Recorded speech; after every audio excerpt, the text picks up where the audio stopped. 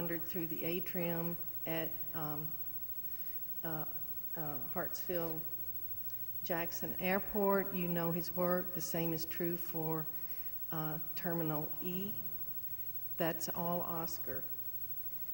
Oscar's been a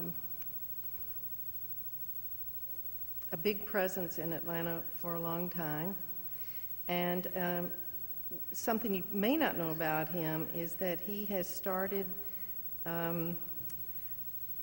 what he calls the Atlanta Center for Creative Inquiry, which is an after-school program that introduces high school students to the arts and architecture. He tells me that about 150 of these young people have moved on into arts and architecture programs, creative programs.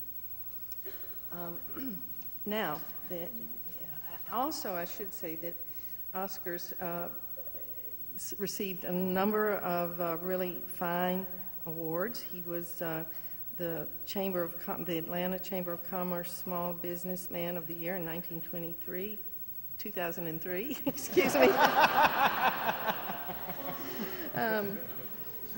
He was inducted into the American Institute College of Fellows in 2006, and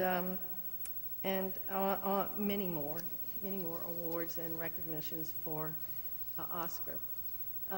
Well, but the big surprise was this. I had known Oscar for all of these years, but I didn't know that Oscar painted. What a revelation. And he's going to show us about this and talk to us about it today. And so he tells me that this has been a lifetime affair with painting, starting with early childhood.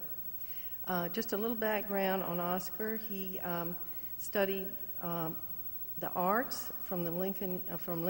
He got a Bachelor of Fine Arts from Lincoln University and his Master's of Architecture from Carnegie Mellon.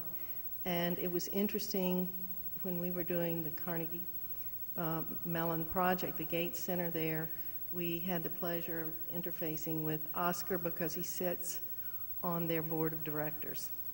So that was great fun. Now, Amy.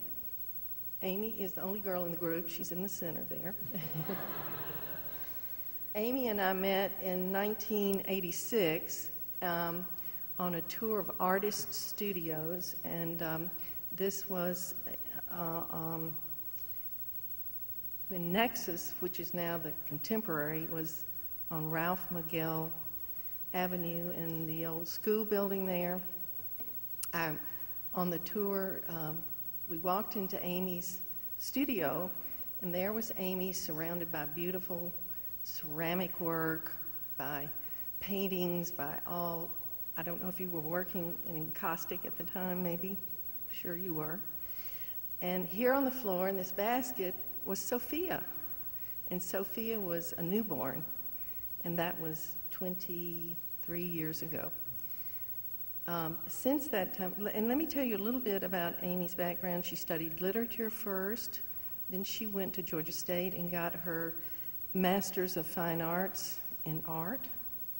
And then in 1981, she decided to make her life even more rich, make her life richer, and she went to Yale University in the architecture program there. Amy likes to say about herself that she's a public artist and an architect, and she may talk about the lines between those two roles, but you may know some of her work.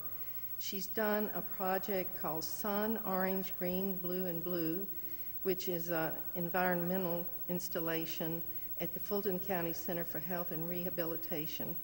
But my favorite piece is what she calls Power Wrap.